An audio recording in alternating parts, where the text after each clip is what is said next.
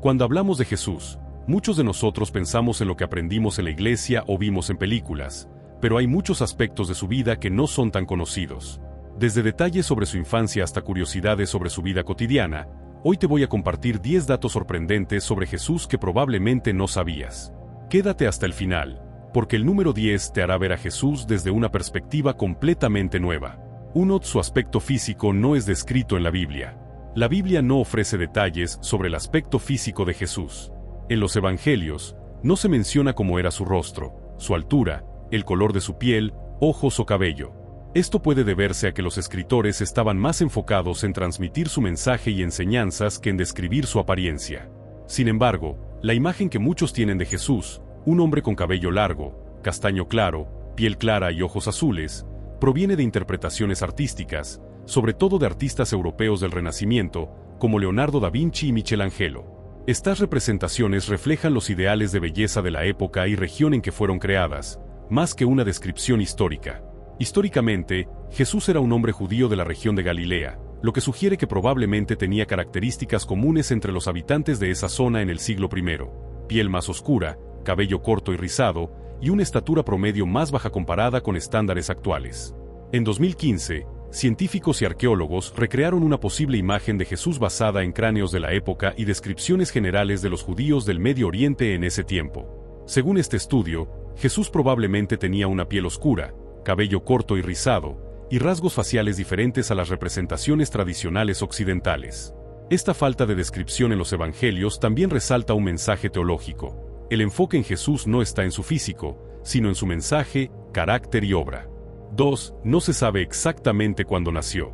La fecha del nacimiento de Jesús, celebrada el 25 de diciembre, no está respaldada directamente por la Biblia. Este día fue adoptado siglos después como parte de una tradición cristiana que buscaba coincidir con festividades paganas, como el solsticio de invierno y las fiestas romanas en honor al dios Sol Invictus. Sin embargo, los evangelios ofrecen algunas pistas que sugieren que Jesús podría haber nacido en otra época del año. Por ejemplo, el Evangelio de Lucas menciona que los pastores estaban en el campo cuidando a sus ovejas cuando recibieron el anuncio del nacimiento de Jesús, Lucas 2:8. En el contexto de Judea del siglo I, esto habría sido poco común en invierno, ya que las ovejas solían resguardarse durante los meses más fríos.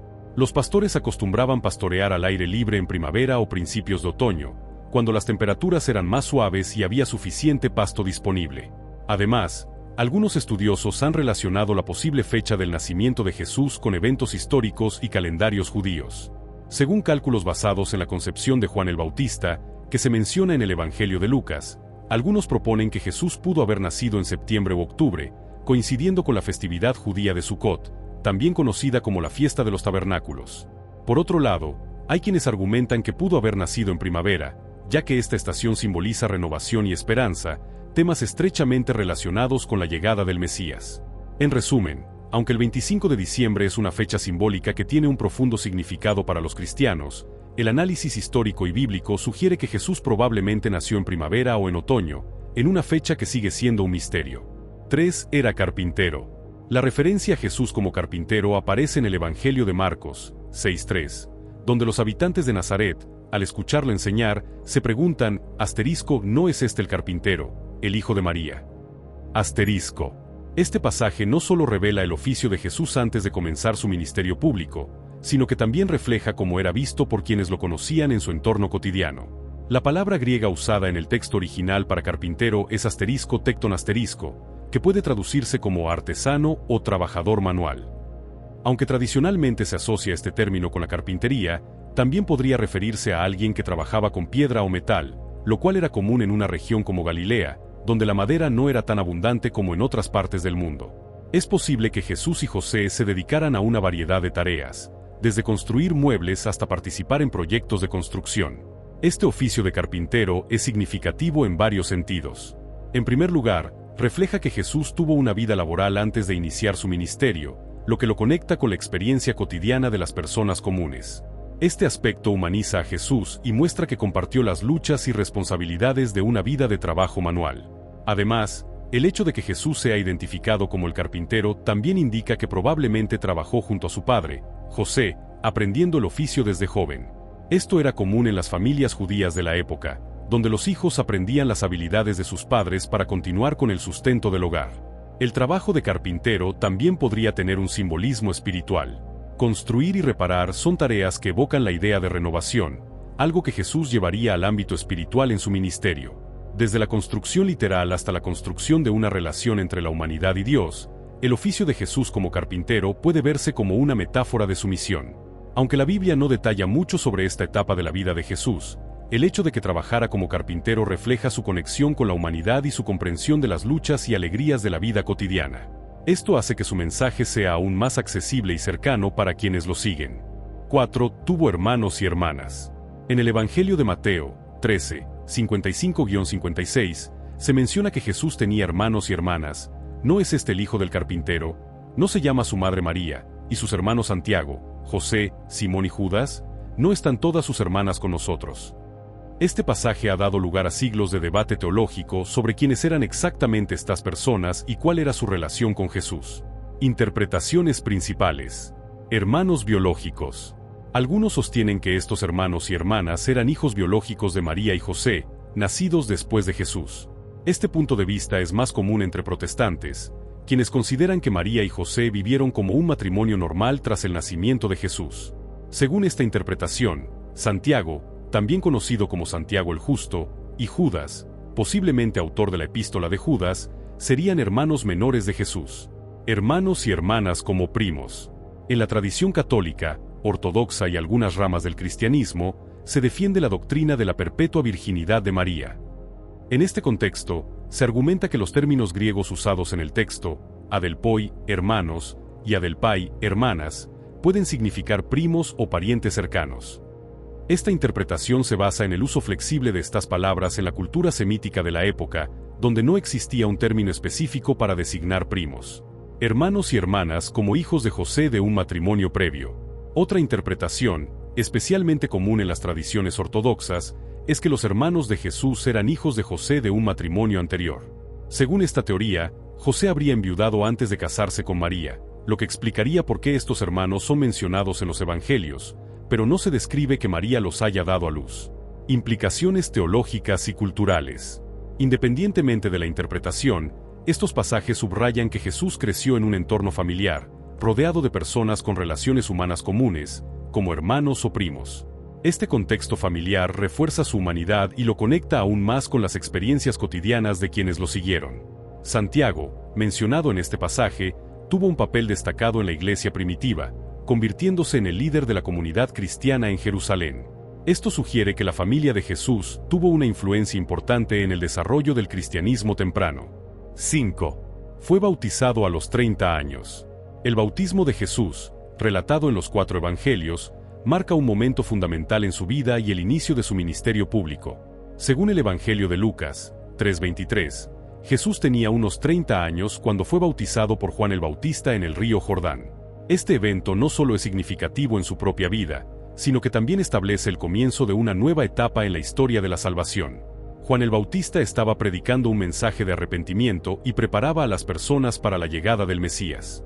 Su bautismo simbolizaba la purificación de los pecados, aunque Jesús, siendo sin pecado, no necesitaba este acto para purificarse.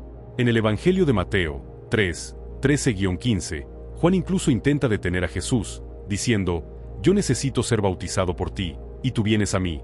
Pero Jesús responde que es necesario hacerlo para cumplir con toda justicia. Esto muestra la obediencia de Jesús al plan de Dios y su identificación con la humanidad. Tras ser bautizado, los evangelios narran un evento extraordinario. Y sucedió que, al salir Jesús del agua, vio que los cielos se abrían, y el Espíritu de Dios descendía como una paloma y venía sobre él. Y una voz desde los cielos decía: «Este es mi Hijo amado, en quien me complazco». Mateo 3:16-17. Este es uno de los pocos pasajes en los que se manifiestan juntas las 3 personas de la Trinidad, Dios Padre, Dios Hijo y el Espíritu Santo. ¿Por qué a los 30 años? En la cultura judía de la época, los hombres solían alcanzar la madurez y la autoridad para enseñar y liderar a los 30 años. Por ejemplo, los sacerdotes comenzaban su servicio en el templo a esa edad, Números 4:3. Al ser bautizado a los 30, Jesús sigue este patrón cultural, señalando que estaba listo para asumir su rol como Maestro y Mesías. El bautismo de Jesús no solo marcó el inicio de su ministerio, sino que también simbolizó su misión de identificarse con los pecadores y llevar sobre sí los pecados del mundo. Además, este evento confirma su identidad como el Hijo de Dios, aprobado por el Padre y ungido por el Espíritu Santo. 6. Jesús hablaba arameo. El idioma principal que Jesús hablaba era el arameo, una lengua semítica que era comúnmente usada en el Medio Oriente durante el siglo I. Aunque el Nuevo Testamento fue escrito en griego, el arameo era el idioma cotidiano de la mayoría de los judíos en Galilea y Judea en ese tiempo. Este detalle nos ayuda a entender mejor el contexto cultural y lingüístico de su vida y enseñanzas. Hay varias indicaciones en los evangelios que muestran que Jesús hablaba arameo, por ejemplo, palabras y frases arameas en los evangelios.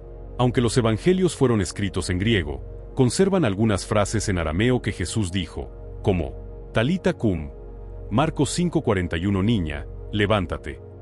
Eloi, Eloi, lama sabactani, Marcos 15:34 Dios mío, ¿por qué me has abandonado? Abba, Marcos 14:36 Padre.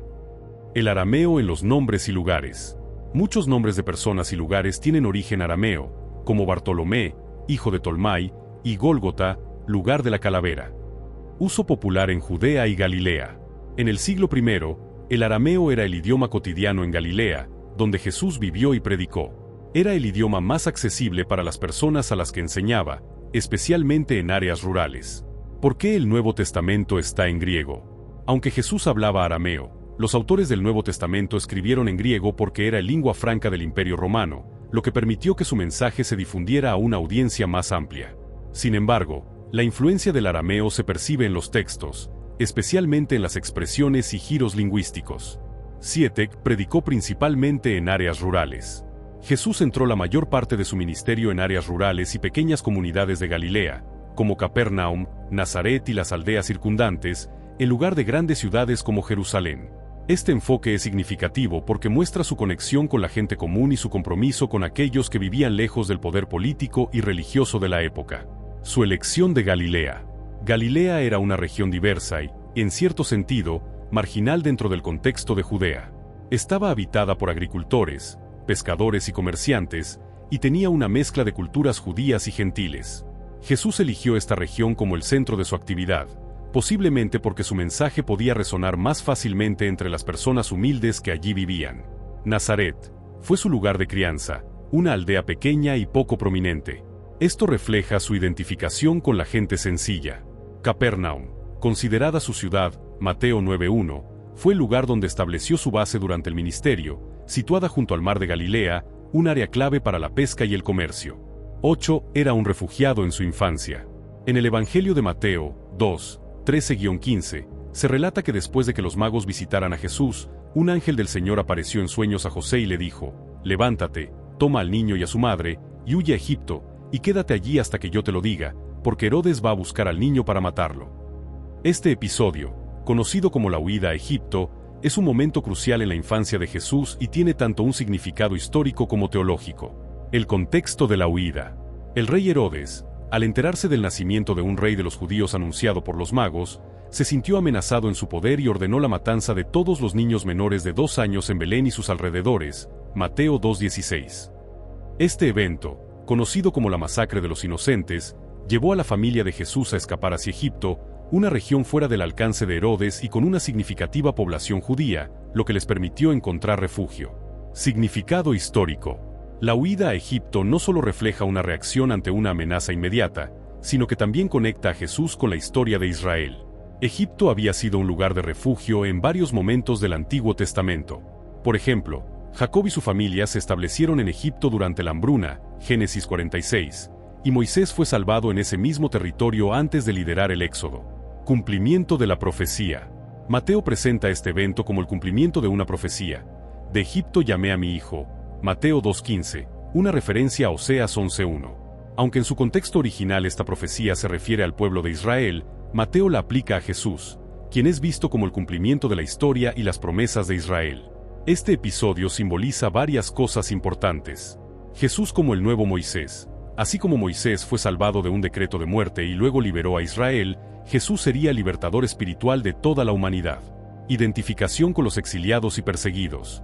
Desde su infancia, Jesús experimentó el sufrimiento y la marginación, mostrando su solidaridad con los oprimidos. La amenaza del poder humano ante el plan divino. Herodes representa el poder terrenal que busca destruir la obra de Dios, pero la providencia divina siempre prevalece.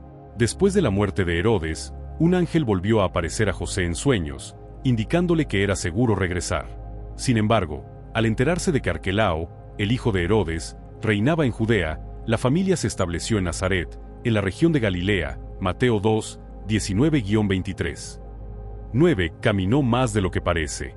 Durante su ministerio público, Jesús recorrió vastas distancias a pie, un hecho que subraya tanto su dedicación a su misión como la dureza de la vida en el siglo I. A pesar de no tener un medio de transporte moderno, sus viajes a lo largo de Galilea, Judea y otras regiones cercanas fueron esenciales para difundir su mensaje de forma directa y personal. Galilea. Jesús pasó gran parte de su tiempo en Galilea, una región situada al norte de Israel. Ciudades como Nazaret, Capernaum y Caná fueron clave en su ministerio. Galilea era un centro de actividad económica y social, y Jesús visitó diversas aldeas y pueblos, predicando en las sinagogas y sanando a los enfermos. La distancia entre estos lugares no era pequeña. Por ejemplo, de Nazaret a Capernaum hay unos 30 kilómetros. Judea y Jerusalén. Aunque Jesús vivió principalmente en Galilea, también realizó frecuentes viajes a Jerusalén, la ciudad santa, especialmente para las festividades religiosas. La distancia entre Jerusalén y Nazaret es de aproximadamente 100 kilómetros, un trayecto largo que Jesús recorría varias veces durante su ministerio. En Jerusalén, se enfrentó a las autoridades religiosas, lo que culminó en su crucifixión. La región de Samaria.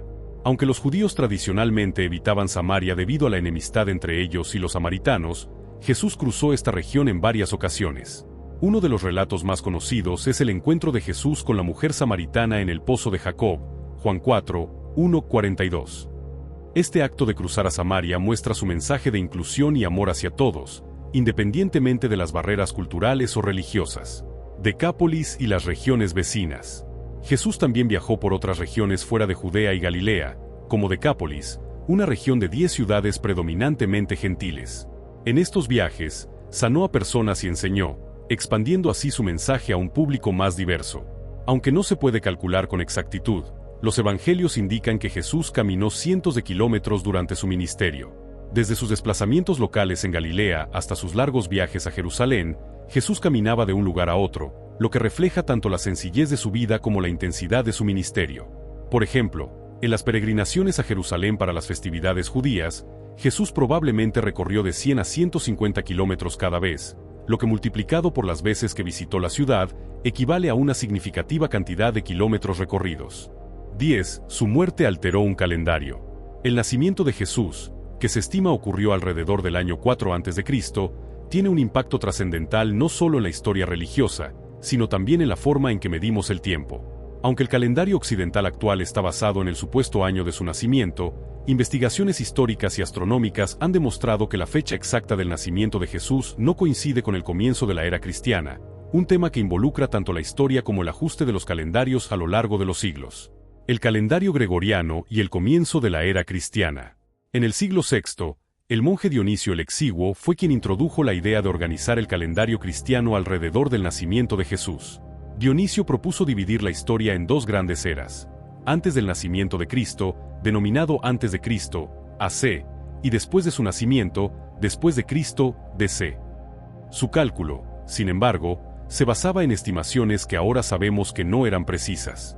Errores en los cálculos de Dionisio el Exiguo. Dionisio trató de calcular el año exacto del nacimiento de Jesús basándose en fuentes históricas y astronómicas, pero cometió algunos errores. En particular, calculó que el emperador César Augusto comenzó a reinar en el año 27 a.C. cuando en realidad su reinado comenzó en 31 a.C., lo que desplazó erróneamente el nacimiento de Jesús. Además, el gobernante Herodes, de quien se habla en el relato de la matanza de los inocentes, murió en el año 4 a.C., lo que sugiere que Jesús nació antes de esa fecha. El nacimiento de Jesús en torno al 4 a.C. Los estudios más recientes sugieren que Jesús probablemente nació entre el 6 y el 4 a.C., debido a la referencia histórica a Herodes el Grande, quien murió en el 4 a.C., y otros eventos astronómicos mencionados en los evangelios, como la estrella de Belén. La fecha exacta sigue siendo incierta, pero se sabe que el nacimiento de Jesús tuvo lugar varios años antes del inicio de la era cristiana tal como la conocemos. La expansión del calendario cristiano. A pesar de este desajuste temporal, el calendario cristiano se estableció en todo el mundo occidental como el sistema estándar para medir el tiempo. Esta estructura ha tenido un impacto significativo en la cultura global, ya que las fechas que usamos hoy, como el 25 de diciembre para la Navidad, siguen marcando el supuesto nacimiento de Jesús, aunque con una discrepancia en cuanto a la exactitud del año. Aunque el cálculo exacto de la fecha de nacimiento de Jesús no es preciso, su vida y enseñanzas transformaron la historia del mundo de tal manera que la humanidad comenzó a medir el tiempo con base en su nacimiento. La reorganización del calendario no solo reflejaba la centralidad de Jesús en la fe cristiana, sino que también fue un paso importante en la consolidación del cristianismo como una religión global. Desde entonces, la fecha de su nacimiento ha sido celebrada anualmente en la festividad de la Navidad, lo que refuerza su figura como el centro de la cronología cristiana. Conclusión. En conclusión, a lo largo de la vida de Jesús, se pueden descubrir muchos aspectos poco conocidos que enriquecen nuestra comprensión de su figura y su impacto en la historia. Desde su ida a Egipto hasta la forma en que recorrió grandes distancias a pie, cada detalle de su vida refleja un propósito divino y humano a la vez. Si te ha interesado este video y quieres conocer más sobre estos fascinantes aspectos de la Biblia, no olvides dejar tu like, suscribirte al canal y activar la campanita para no perderte ninguno de nuestros próximos videos. Además, visita el perfil de Dice la Biblia para ver más contenido relacionado. Nos vemos en el próximo video.